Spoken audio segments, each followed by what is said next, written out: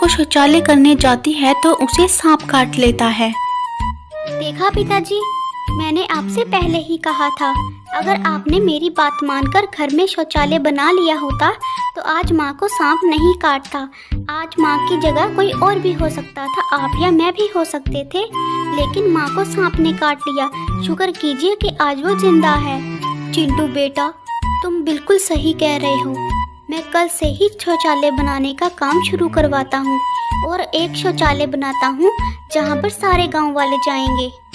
अगले दिन कड़कनाथ गांव में एक बड़ा सा शौचालय बनवा देता है जिसमें सभी गांव वाले की औरतें जाने लगती हैं और सभी बहुत खुश होती हैं।